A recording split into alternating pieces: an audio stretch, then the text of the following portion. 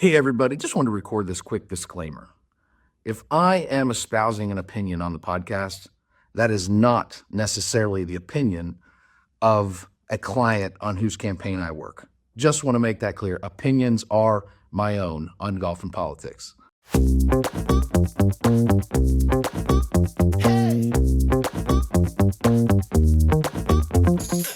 Ladies and gentlemen, welcome to another episode of Golf and Politics. Today we're at Meadowbrook Country Club. I'm going to play the back nine holes, 9 questions with a very unique guest, Pastor Jeremy Fair of Christ Presbyterian Church here in Tulsa. And there's a lot of politics that goes on in churches around the country, and we're going to talk about that throughout the round and have a good time playing the back 9 here at Meadowbrook. Right. Jeremy, thank you. Thanks for having me. And so you know, he's my pastor as well, so it'll help me keep a better attitude. He can encourage me through the round. Since you're recording, you won't swear on the right. tee. Oh, you guys want to play through? I wrote down my golf goals for 2024 and had 4 of them. And I met 2 of them. And then I've not had a round without a 3-putt, which was one of my goals. Just, a round without a 3-putt. It shows how hard the game is, though. I mean, Yeah. Think about that.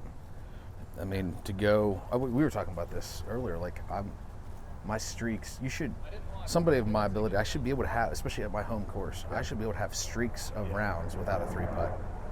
What is it? Shane Lowry hasn't 3-putted in like 400 holes on the PGA Tour. Yeah. And Like this next green is the only difficult green complex on this golf course. I 4-putted number 6 the other day, 30 feet straight up the hill. 4 putts. For me, it's in my head because I think, it was 17 at Battle Creek. And I had not had a 3-putt all day. I've been putting really well. And so you had 2 holes left. There's 2 holes left. And I was about as far away on the green as you can get, but I've been lag putting well. And I was like, sure enough, it had to do it. You could get that goal and just hit a lot on the fringe. Right, yeah. Like your last round of the Don't year. count them. Yeah. Yeah. Well, it's Lou Stagner, he talks about if you're keeping your stats, if you're technically not on the fairway, but you're just off, count that as a fairway. I do. I will count 9 as a fairway because I hit the ball exactly where I wanted to hit it, versus if I miss-hit one that doesn't hit the fairway, that does hit the fairway, sometimes I won't try to keep an accurate view. Right. That's a big goal, man. I can't become a scratch golfer hitting 44% of fairways. You got to be able to hit 60% plus. Have you looked at your rewind? Yeah. I couldn't get it to work for me. It's pretty cool. It's like you had some good rounds, 66, and some really challenging rounds, 89, 91, whatever. My goal was to be scratch, and I started as a 6, and I got down to 0.8 at one point, but 4 I'm a legit 4. Like that. When I was 0.8, that's because I had one really good round, and I got hit with the exceptional score deduction. But I mean, we saw on film on the first 9 why I'm a 4. Like number 5, that's a ridiculous double bogey to make. A couple tee shots that are so errant. I gotta have one. Like you can have one of those around. You can't have 4. Can't hit square into 2 trees on within 3 holes like I did. I tell you what, I'm liking this left dash. I didn't play it all summer because it's their highest launching ball. The AVX launches lower, but then it's got a lot of the same similarities as the AVX from a low spin perspective. But now that Phillips really taught me to hit the ball lower, especially with my scoring irons. Yeah. It's not like I'm ballooning. It's really solid. It spins a little more on my chip shots too than the AVX. I think for this year, I'm going to start marking my balls for 25. I think it's Luke 15:24. Yeah. Once was lost, but now I'm found. Oh, that's great. That's fantastic. That's good. Oh, man, that's terrible. Golly, I'm just fighting a swing here.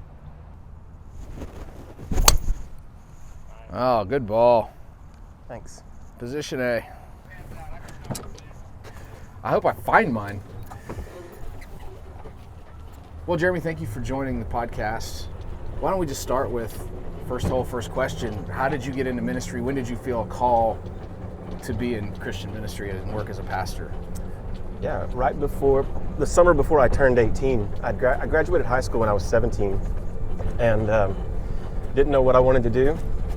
I got accepted to OU, got accepted there, and Oklahoma Baptist, but I really had no idea what I wanted to do. So I went and talked to my pastor, my youth pastor, and they said, we'd encourage you just to pray this summer and ask the Lord to give you some direction. And they'd given me some opportunities to do various ministry tasks in the church. And I just spent the whole summer, I was working 2 jobs, one on a grounds crew and one in a floor covering place. And just spent that whole summer praying. I was like, Lord, give me some direction. I don't care what it is I'm going to do. I just want to have some clarity. And kind of came to the end of the summer and decided that I thought the Lord was kind of moving me in a direction of ministry. I had enjoyed what I was doing that summer, working with the church, volunteering with the church. And, my dad and then my youth pastor and pastor kind of affirmed that. And they said, yeah, we can really see you gifted in those areas. And so that's kind of how it went about. That's great. Now, there's a lot of leaves here. I'm not sure we're going to find The winter leaf rule. All right, let's just punch from here.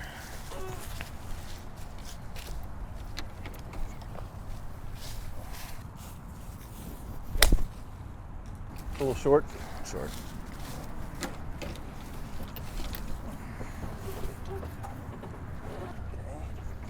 Probably playing more like 185 uphill. That's handy.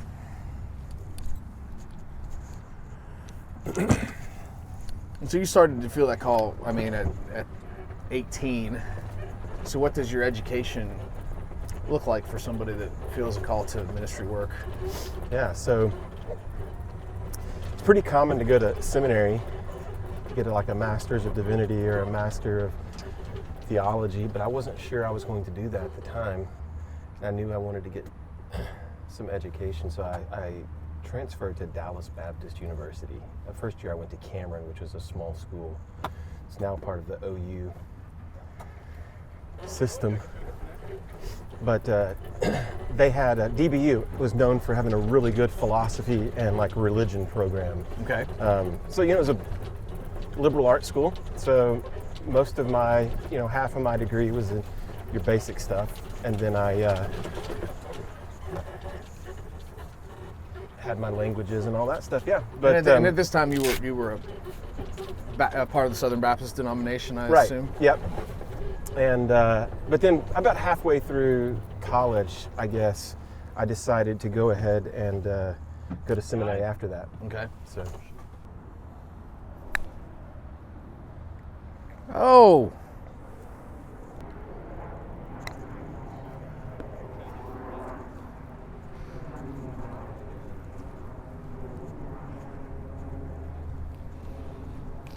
Where you at? Oh, I see. Oh. Good putt. That's rough. That's a tough green complex.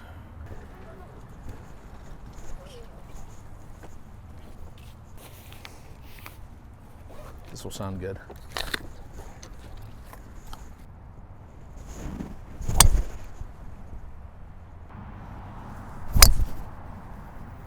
Hit that really solid. Just missed my line. Technique, I guess. That was smoked. I just don't know. That's quite an aggressive line. I think you Not got where over. I was aimed.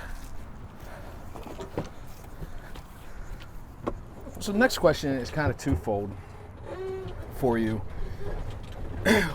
One, I feel like golf is an activity that really reveals things in our heart that aren't good because of how angry this game can make us. And I mean, even some of the most calm people I know, I've seen them lose their temper on the golf course.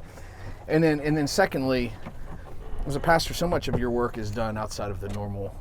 You're not a 9-to-5 type of job. I mean, you have your main work day is Sunday, where you're serving the church, and I imagine most of your counseling and things of that nature that you have to do is after business hours as well. So frees up time during golf. How is one golf in the emotional ringer that it puts us through helped you in your faith and helped you reveal things about, the human heart? And then also, how have you used golf as a ministry tool to help others and spend time with others? Yeah, I mean, I think we're getting out of standing. We can stay. We can get out. I have no idea. Oh, here it is. You just want to punch it down the fairway here. Yeah. Yeah, there's so many people in our church that play golf. So where else, I go to lunch with folks. Maybe they come in the office for 30 minutes to talk about something. Maybe, they're going through a career change and they want to pray through that or whatever. But how often do you get to spend 4 hours with someone in your church? Right. Like, you wouldn't do that. And you're talking about all kinds of stuff. Sure. How's your marriage? How's life? You and your boss getting along, whatever it is. Right. And so, it's fun. I would do it regardless of whether I was with a parishioner or not. Sure. I'd play golf. But where else? I played 2 rounds last week with both folks from CPC. Jim Brock was one of them. Right. I'm spending 4 hours with a guy, and he's asking questions about the sermon series. We're talking about he and Mary and getting older, this sort of stuff. So I consider that ministry. Absolutely, no question. Yeah. My grandfather is 83 years old and still active in ministry, and I'd say 75% of his ministry work's done on the golf course. The second part of your question, or the second part of the answer, and I grew up not playing competitively like you did, but I played with my dad quite a bit. In fact, they've got a farm, and I remember he and I cutting out a par 3, like a 105-yard hole out in the pasture. Me trying to maintain it, but it was a goat track, but it was fun. And like a lot of people, take a lot of time off when your kids are young, or you don't have the money to play in college or whatever. And then I would play periodically as an adult, or even in the last 5 years when I played a ton. I would get so mad at myself. And I forget who it was that told me early on, you're not good enough to get mad. And so that changed my perspective. And then I heard somebody talking about golf, and it's analogous to kind of like life. Like, that last shot I hit, I'll never have that same shot again. Not exactly, right? That's true. You get one time and you got to live with the results. That's true. And so this right here is going to be a difficult shot. Maybe next time I'm on that side of the fairway, but this shot right now is this shot right now. Good or bad, you got to live with it. And that's kind of like life. Like, every day, every single moment, you don't get to relive it. Right. How you talk to your wife, how you talk to your kids, how you respond to an email. Like, once it's out, you got to deal with the consequences. That's a good point. Very good point. Yeah. I know for me, it's just, it's really easy to get caught up in how good I'm playing, or if I'm improving on these goals. And in the end of the day, it's meaningless. Yeah. Really. And to see how my heart can get so worked up about something that is not important for anything. Nobody cares what I shoot today. Nobody. Right. We were talking on the 10th tee. Let me hit this shot and see what happens.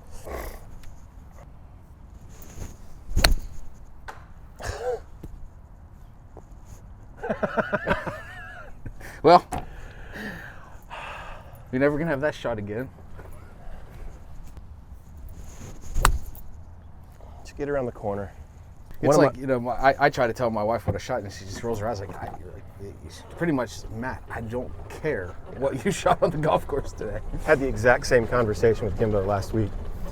Had one of my better rounds. I shot an 80, and was really close to shooting a 78. Missed two short putts.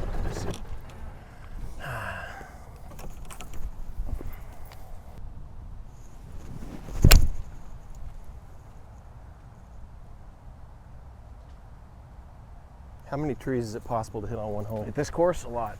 That was a great drive. I'm very fortunate. I was aimed more right. I just pulled it left, but fortunate to carry the trees.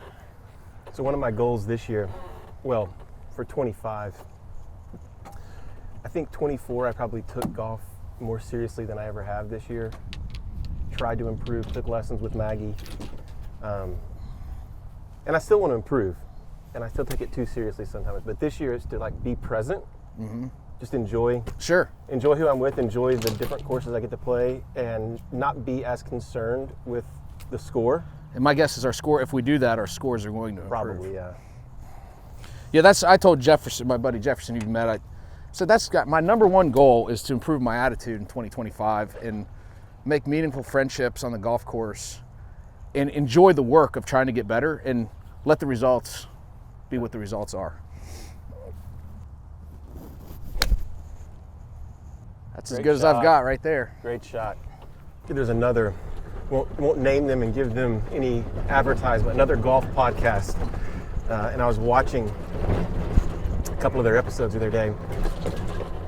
And they're good golfers, but they weren't playing all that well. But you could tell they were enjoying it with one another. Sure. And that's what it's all about. I mean, if we're not out here playing and having fun, then there's a lot less expensive things we can do with our time. I think that's a gimme, Jordan. That's called inside the leather. What I did there, I was 108 yards to the flagstick, and this, if you notice, oh, good shot, Jeremy. Bite. Beautiful. Pins all the way in the back. Last thing I want to do is hit a full shot with a lot of spin and suck it back. So we had wind dead in our face, which also increases spin. So I took my club that I normally hit 140 yards and swung about a half swing there, and just kind of lucky, you know. But that was a great shot from down there. Thanks. Nice putt. I'll have to show you, Matt. When we went to Scotland in May, played Royal Dornoch, and they give out this yardage book in a cool kind of yardage cover. Right. And I just found this out, that on each hole, there's like a thought or a meditation. And it was written by a Scottish pastor. Oh, that's fantastic. I had to look it up. But, you know, like it may say, as you stand on the 9th tee box, look around you and consider that God created this and man cultivated it, something like that. I'll have to let you see it, but I've tried to have those kind of thoughts about different courses. Like, yeah, this is more than just, I could shoot baskets, or I could go to the wire sometime. I just want to do something, you know, sporty. Absolutely. But this is more than that. That's a great thought. All right. I love this hole. Luckily, you have the honors. Okay, hold on. Hit the tree. Hit the tree a second time, and it came back to our feet. That was 2. Punched out to the corner. Hooked one to the left. Up and down 6. Yeah. Wow, that was bad. Oh, that's gone. Jordan, I don't know if you're filming this, but this is what you call the walk of shame for pool hooking a 5-iron and trying to play safe on a short par 4. Can't play this game with fear. I'm playing with fear. We're going to recover, and we're going to make a par. That's it. Got to salvage something here, Jordan. Got to salvage something.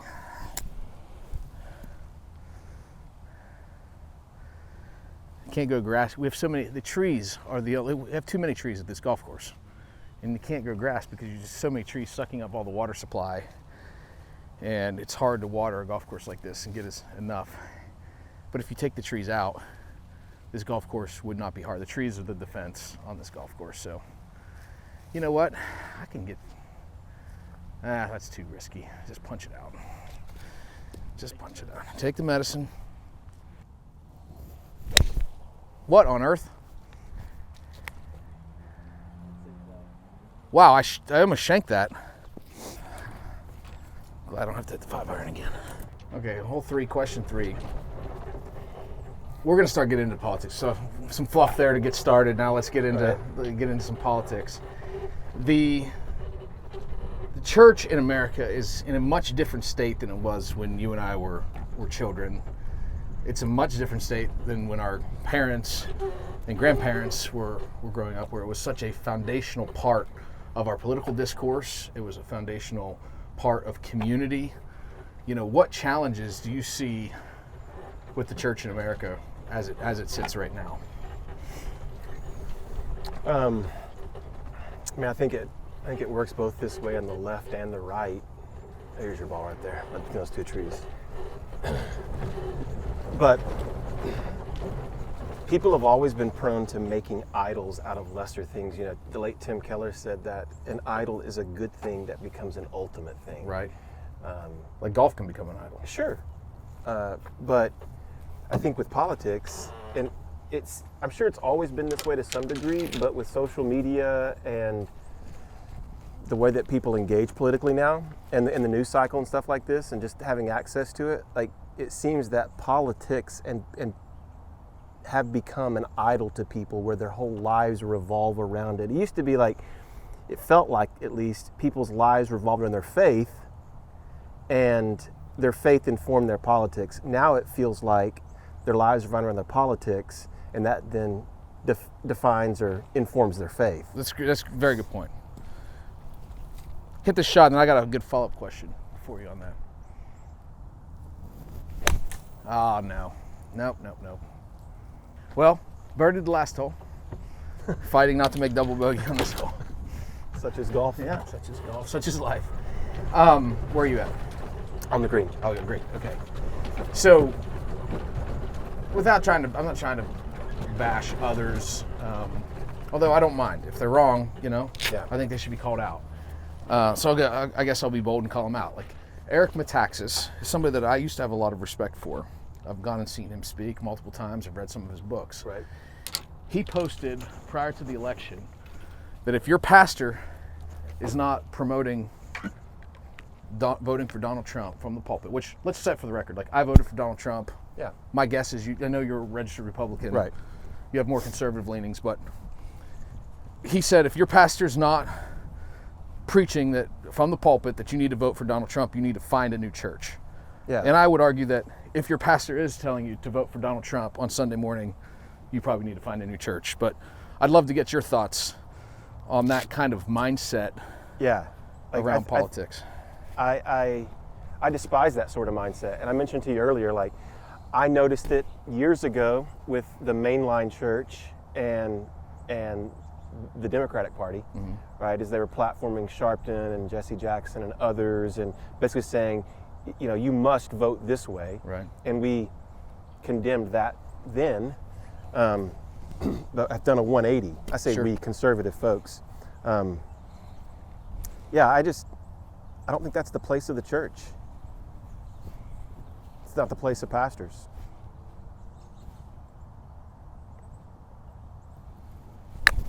My goodness. Hit a house. I'm completely melting down on this hole. Like, I think if you're faithfully preaching through the Bible and discipling people and teaching folks, then it's going to inform policy. It's going to inform how you view certain candidates and issues and cultural things. But to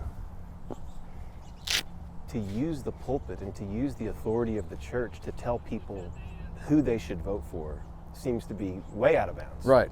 Well, and I have my reasons for supporting Donald Trump, and I'm not ashamed that I voted for him.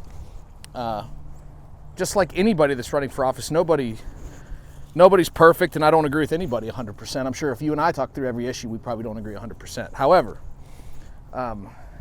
I feel like when pastors elevate political elections, it's like you take this sacred thing, the gospel, which has an eternal consequence, was what we believe as Christians, and we're making that secondary to something that's temporary, right, and at best is going to last for 4 years.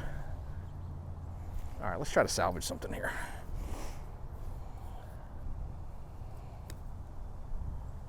Come on, get legs. Get legs. That's still a lot of strokes in this hole.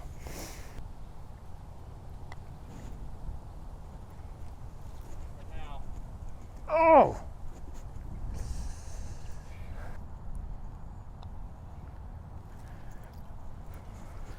But yeah, Yeah. it just doesn't make sense to me, because I know very faithful Christians that we disagree on policy matters, or frankly, some that we agree on policy matters and they could not bring themselves to vote for Donald Trump because they didn't like his tone or whatever, and that's their prerogative. Yeah. to vote that way or to not vote. Yeah, I had this discussion, I won't say with whom, but it was put almost in terms of you're sinning if you don't vote. And I didn't say who to vote for, but you're sinning if you don't vote. And I said, one of the things about being free is that you are free to vote or free not to vote. But if you say you have to, then, like, I did vote. I do think it's a right and a privilege, and I'm happy to do it. I always enjoy it. Sort of, a political junkie in certain areas. It's interesting. I'm rearranging my office last night, and I have a copy of the New Testament, the Message Bible, the New Testament and Psalms. And I was just flipping through it. Actually went to Hebrews, where you've been preaching out of, to read 11, 12, how Eugene Peterson translated it and paraphrased it. But then I was just flipping through, and I just came across Romans 13, where it said, be a good citizen. Yeah. That doesn't necessarily mean that you have to be politically active. It just means be a good citizen, pay your taxes. As Christians, we're called to just not be rebel rousers, right? I mean, not like you have to. I don't know where people get that it's a sin not to vote or be engaged politically. Well, I mean, it's again making something temporal ultimate. I think you see this in a ton of different things. Well, take golf, for example. Like, there's a market for golf in other countries, but golf has become U.S.-centric with the PGA Tour or whatever, right? Same thing's true for Christianity. We have made it very American. Sure. So think about, what about these people that are living? They're Middle Eastern Christians, and they don't live in a representative democracy or republic. They don't have the privileges that we have, so they can't exercise their citizenship this way. Are they being unfaithful? Right. Or like for half the church's history in the Roman Empire, right?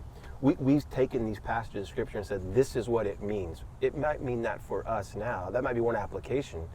But if throughout the history of the church, or half the world's Christians can't apply it that way, then it might not mean that. Absolutely. I just can't get through the ball, man.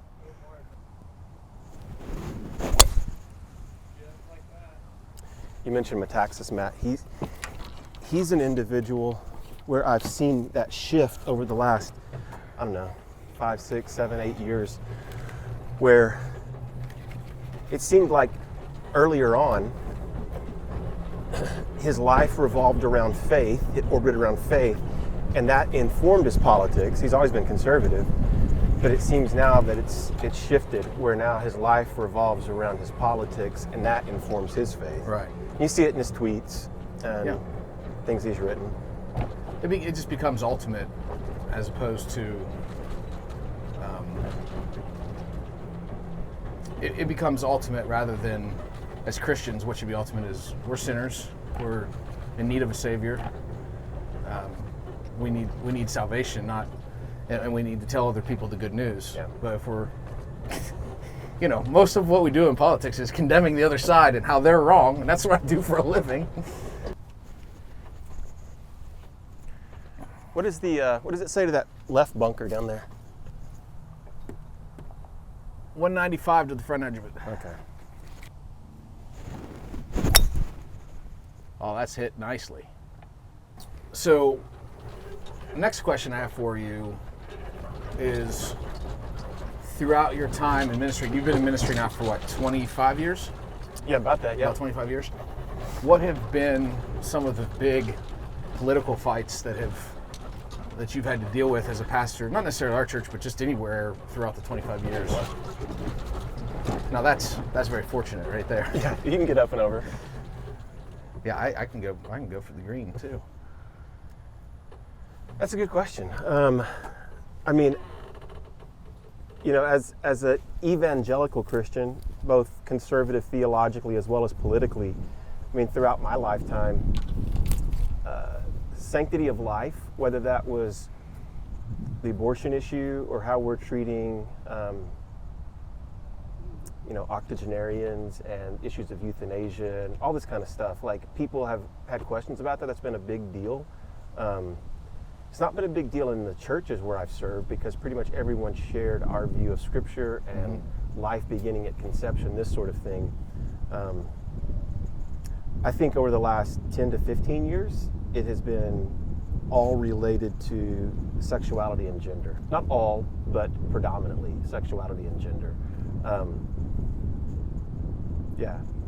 How does the Bible address this? Depending on where a person's coming from, we agree that there are certain passages that are that we interpret them culturally because they're written in the first century, but we don't do that across the board, and that's where good exegesis and interpretation comes in. Hold that thought. I got a good follow-up there. Yeah. Wow. Well, so talking about sexuality and gender, it is a hot topic in our country right now. And how do you feel as Christians that hold to biblical views of gender and sexuality?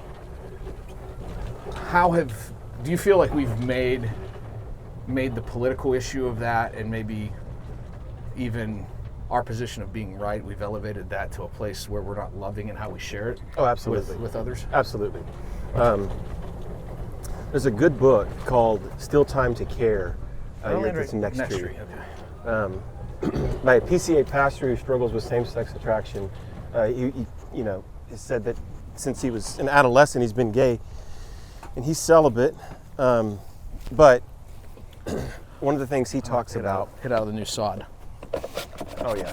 One of the things he talks about is how we've cherry-picked the issues that we speak forcefully to. And the church has kind of glossed over what one author called more respectable sins. Okay. And then condemned and spent all our energy on those other ones.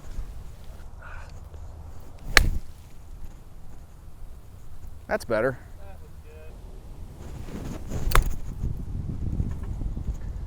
Sit. Oh, great shot. Beauty. Thanks.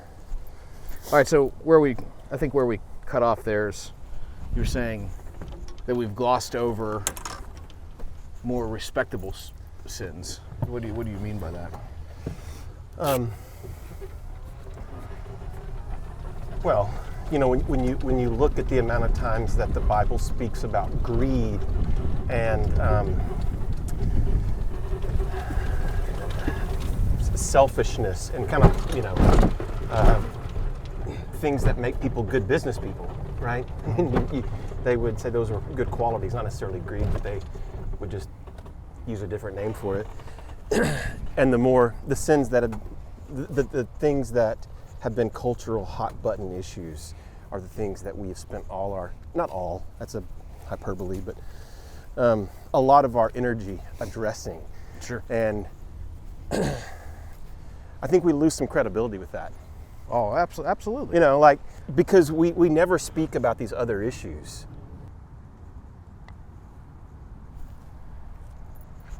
Great speed. Beautiful. That's good. Thanks. Oh, I just didn't. Is it flattened out right there? Well, for instance, like, I believe that growing up in the church, in a conservative evangelical church, and in that culture, we hear a ton about abortion. We hear a ton about homosexuality. Right. Nowadays, we're hearing a ton about gender identity. Yeah. And,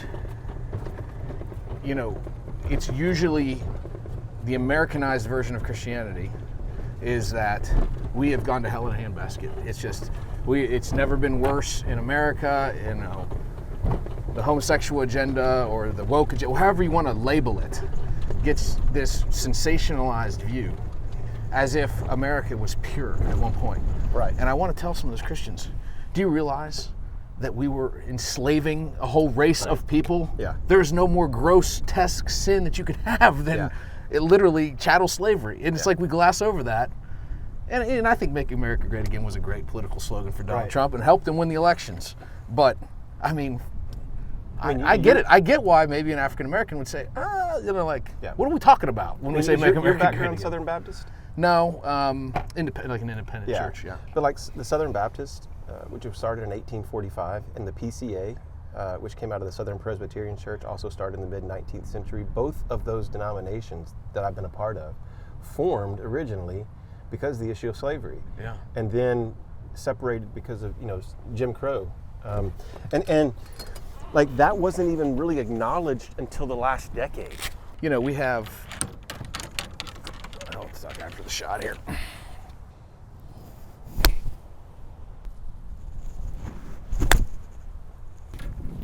Now, before I get into this discussion, I think, as a disclaimer, I think that a lot of what's called racism is not actually racism. And I think race relations in America are better today than they were 10 years ago, and I think they were better 10 years ago than they were 30 years ago before that. So thank God that there's some improvement on that issue. But, we're not people that we know grew up in churches where black people were not admitted to membership. Right. And, that makes it really hard to wrap your head around the idea that America is worse off today than it was before. Like, because the sin that's being highlighted has changed, not necessarily because we're more or less sinful. And I think that affects our politics in a big way.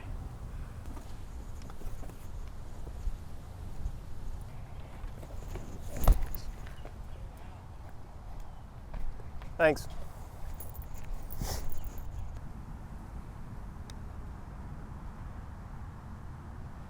Look at that. Oh, It's a good read.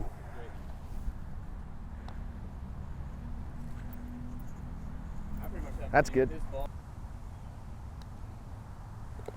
Well done. Thank you.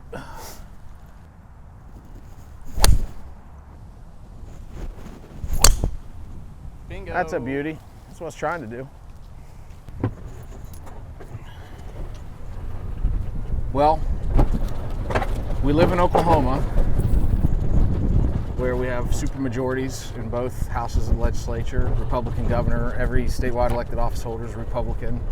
There's pretty much zero chance of a Democrat winning any meaningful election in our state on a statewide basis. And so we end up with some very conservative legislation and conservative policies at times. I want to talk to you as a pastor, what your view of a policy that's been proposed. Our superintendent of public instruction has proposed spending $6 million to put a copy of the King James Bible along with the Declaration of Independence and Constitution in every single classroom in the state of Oklahoma. Yeah. As an evangelical pastor, do you believe this is a good use of our tax dollars? No. I think it's. I don't have an issue if you want to have the Bible tailor-made. That is you. If the Bible wants to be a historic resource in schools and libraries and classrooms,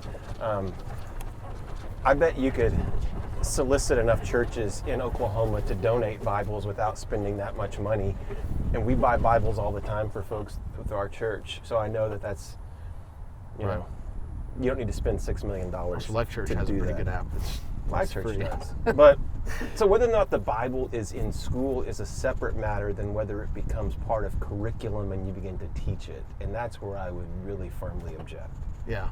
I mean, making it as a resource, I don't see an issue with that as much as, okay, we're going to mandate its use alongside other historic resources. Right. If we want to talk about the Bible as something that influenced our founding fathers, Sure. and how they used, but they weren't perfect people either. No. But that they used their biblical faith as the basis for some of our founding documents. It's great, but $6 million, and then what gets me is the mandating.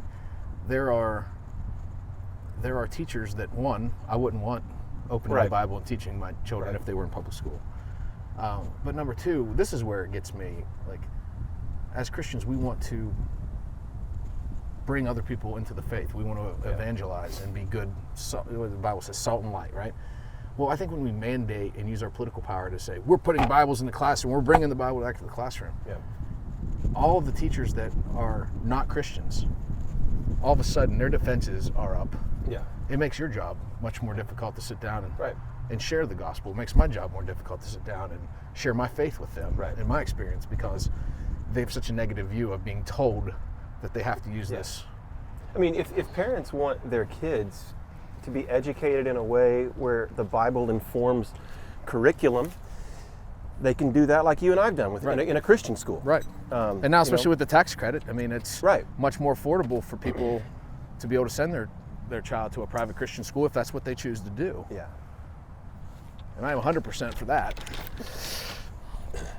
But yeah, it's an interesting dilemma politically, because I am for, right now in Oklahoma, it is legal to teach from the Bible as a historical document. I think that's a great thing. And it's not against the law for a teacher to have a Bible in their classroom and actually share their faith with students and things of that. And I don't have a problem with that. It's the mandating of it that gets to be a dicey, slippery slope. Get over.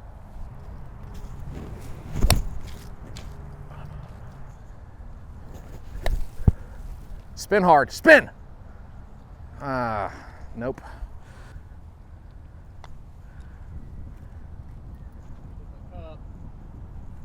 That's not bad at all. Thanks. If you'd have told me that's your end result, I would have taken it every time. It goes left. There you go. Yeah, Matt, I was talking to somebody about a retired Tulsa teacher, about the Bible and school issue. And, as someone who takes the Bible seriously, I was like, I can see this playing out. I don't think it's far-fetched. Some high school English teacher saying, all right, students, I want you to look with me. Exodus chapter 20. We're going to look at the moral law that was given to the Israelites and how that's no longer applicable for us today. Let's look at these mythological stories that we have. Sure. And it's like, no, I don't want the Bible taught that way either. Right. No, absolutely. That's one of my clients who is a conservative Republican. He doesn't agree with this position, mandating a Bible in every classroom. He's like, it's more than a historical document. Right. Like, this is the Word of God, and if we're using it as a political weapon, that's where I've got a problem with it. It's a sacred book to me. I don't know that this needs to be mandated for every classroom. Mark Wayne Mullen actually went on national news talking about it. And he also said, it's a slippery slope, and he's not sure that's a box that he feels that we should want to open. Right. That's what we're looking for. It's good. Good ball. The middle. If it got through the trees, it's really good. Huh? Did it get through? Yeah. All right. I guess we've kind of thrown the 9 question format out the window here, because we keep staying on certain subjects a little longer than one hole.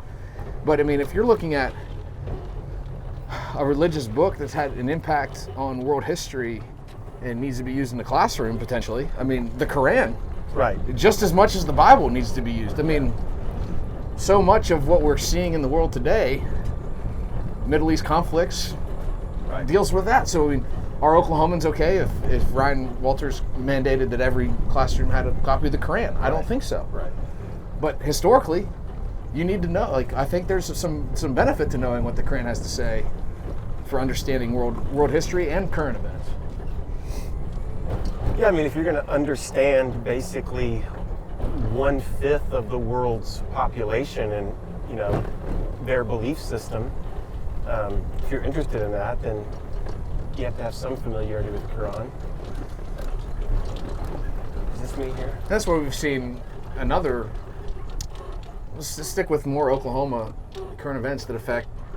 Here in Oklahoma, the virtual charter school board went forward with plans to use taxpayer funding to fund a Catholic charter school, St. Isidore. Right. And there are many within the church, probably even within our church, that think that's a great idea. I'm on the other side of that, saying if we fund the Catholic Church's school, Right. there's absolutely no reason that an fundamental Islamic school can't come forward and say, we want funding for our school as well. Yeah. How do you feel about that issue and tax dollars? Just like you do. You know? Because like I can't think of the right word, but as far as, well, how I view where the government should function, like we should be equitable to all religions. Yeah. Doesn't mean that, I mean, my own faith, you know, I have my theology, my biblical understanding of how we have a relationship with God through Christ. You know, I'm an exclusivist. Right, when it comes to what we in believe. that Sure. sense, Right. right? Just as they would say that my views are wrong, Right. I would say their views biblically and theologically are wrong. But as a society, I'm pluralistic, Sure. right? Because I think that's what our Constitution allows for. Sure. So, in fact, I would take a step, and this is where some people that I love and respect within the church that are very ardent on these things would disagree with me tremendously. I lost my train of thought. It's a good thing about podcasts, we can cut it out. What was I trying to say there? This is where, if we want to talk about the Bible informing our politics and how we think about government and society, not implementing everything Phil taught me last week. All right, back to my thought here. If the Bible's going to inform our politics, when I read Scripture, I don't see a single example, and maybe I'm wrong, but I have a seminary degree as well, and I don't see a single solitary example in the New Testament of Jesus or the apostles trying to form a government, trying to form a political party, form a political movement. In fact, they were in a very terrible society under the thumb of the Roman Empire, and that wasn't part of. No, that's a piece of paper. I thought I topped it and it was right back there. No, in fact, Matt, like one of the apostles, Simon, was known as Simon the Zealot. I think I'm up to this tree. So he was a Hebrew guy who was adamantly opposed to the Roman government, and Jesus rebukes him. Jesus speaks to how he, you know. Well, not just, I mean, throughout Jesus' teaching and his discipling of the disciples, we see that he's not focused on the earthly kingdom. I mean, he says, my kingdom is not of this world. Right. That's a good strike. Yeah, I recently saw a politically active religious group here in our hometown that said Bibles are being put in the classroom and demons are trembling. And I'm thinking, where's the disconnect that is going on, that we're elevating these kind of things above souls coming to faith in Christ, people having a change and giving up addiction and moving on to things in their life. Like we're not celebrating the right things. I think, and that's part of, you know, a theology that you and I share. But if you want to see issues in our culture change, like I don't think it's effective to try and legislate morality. Right. To try and legislate those things. If you want to see the greatest impact, it's through individuals changing and their lives changing and then being transformed by the gospel. Right. This was called a very cautious hit because I didn't want to hit it in the water. That's not a good way to think about playing golf. That's not being mentally tough at all. Sit.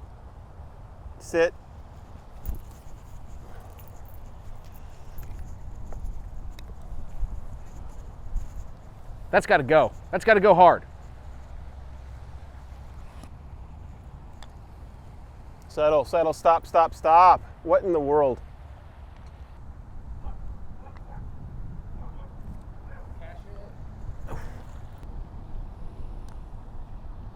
Good putt. Thank you. I've not been having a good round regardless, but I've also figured out that talking about these things, talking constantly, thinking about the state of our state, Right, is not good for my it's not game. conducive. That's what I'm going to blame my poor ball striking on as well. Too much thought about golf, religion, politics.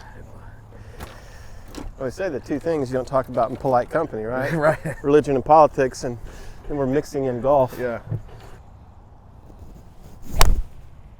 All right, I can live with that though. I think you're up. That was a nice solid 7 for me. All right, well, question is just for our listeners in general, just churches. What's the biggest challenge right now for a church to be successful in the middle of America, where there are a lot of churches?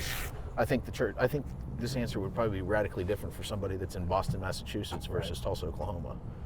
Well, I just saw a report that came out yesterday that for the first time in maybe a decade, but it's statistically insignificant, but church attendance increased by like 0.2%.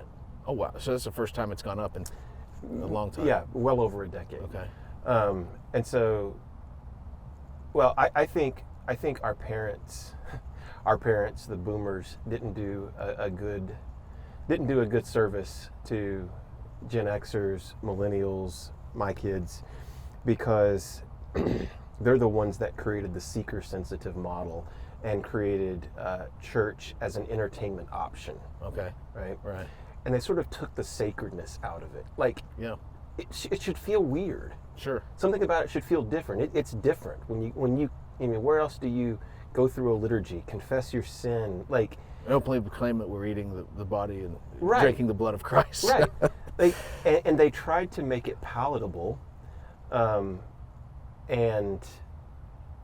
there's plenty of other options out there if you want Right. to be entertained. That's true. Or if you want to be almost a self-help message, as opposed to saying you can't help yourself. There is something supernatural that's needed. But I think, Christian, There's a huge difference. the sociologist Christian Smith was the one who coined the term moralistic therapeutic deism that came out of the seeker-sensitive movement. So I think my generation and my kids' generation just said, we don't want that. So I think almost a return to, I saw a t-shirt, make Christianity weird again. Sure. Right? Yeah. A return to historicity. Like my son who lives in New York, goes to an Anglican church. He loves the traditionalism, which I think 15, 20 years ago they would say, no, if you want to get young people, if you want to get millennials, Gen Y is the next one, I guess. You need a better band, better lights. You need better band, smoke machine, and this sort of thing. And he's like, no, I want something that's grounded and rooted. And I see that, we've got a ton of singles, young marrieds who are coming to our church, college students who've just started coming in droves. And there's plenty of other options out there for them. And Sure. again, I don't want to poo-poo those churches. Right. I don't think that our church is the only way and that those churches are invalid, but I think that that model did create some harm. Absolutely. Well, there's a huge difference between coming and confessing your helplessness and confessing sin versus somebody telling you you're enough. All you got to do is buckle down and try harder. Right.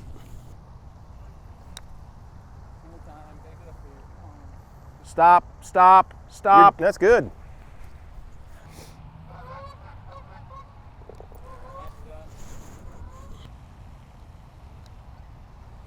Good putt. All right, ninth hole. Hole 18 for us today. We've talked about a lot of heavy subject matter, I think. Maybe it's time, Right. time we can give our listeners something more lighthearted to chew on to finish up with. What's the saying here in Oklahoma? Sooner born, Sooner bred, when I die, I'll be sooner dead. Tough year for your Sooners this year.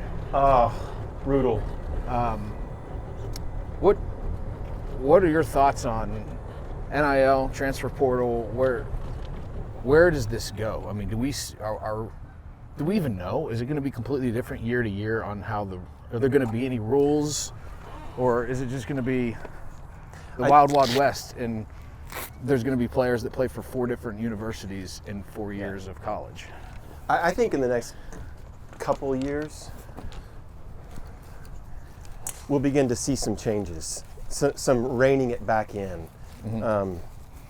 Because, like, as a Sooner, we got Arbuckle, who's the offensive coordinator out of Washington State, and more than likely will get his quarterback and several of their offensive players. He'll follow the coach. Right.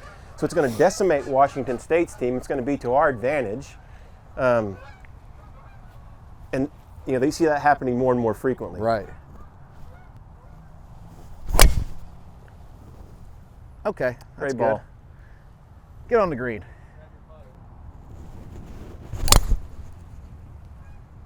Well, I mean, I think something, so like the NIL part of it, like I have no issue with student athletes being compensated, you know, if they're they're generating so much revenue, right?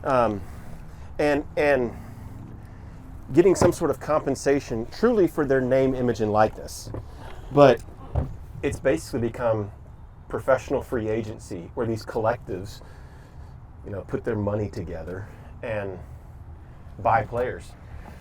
And so that's got to get reined in. But then the transfer portal, I think, is the bigger problem, because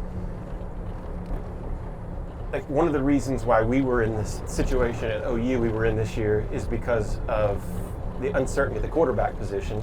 Well, Dylan Gabriel, who came from UCF, played at OU for 2 years, and then went to Oregon and came in second in the Heisman last week. Like he'll have played for 3 schools. He'll have had a COVID year. Right. Well, and there's free agency in professional sports, but you're not allowed to tamper with somebody that's under contract. Right.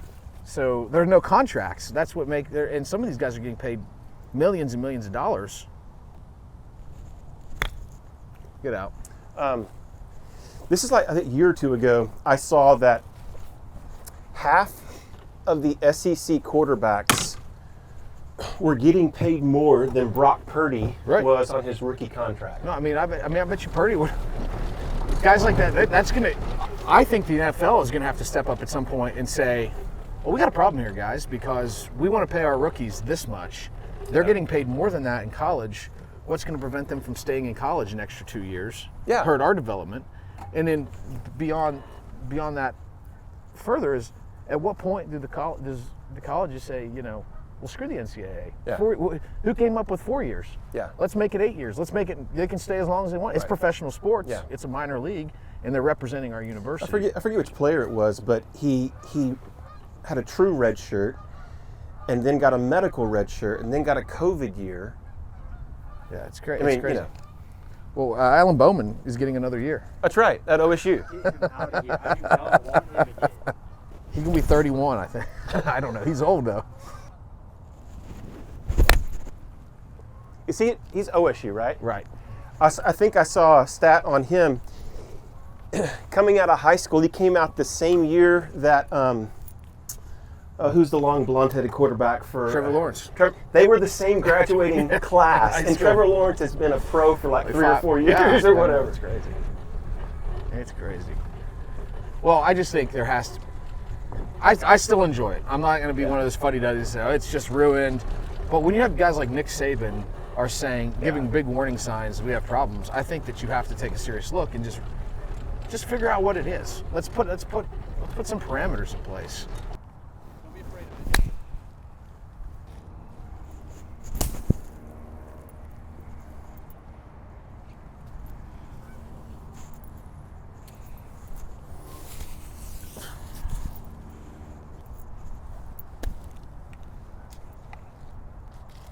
Why you gotta end this way? Why do you gotta end this way? Go in. Oh.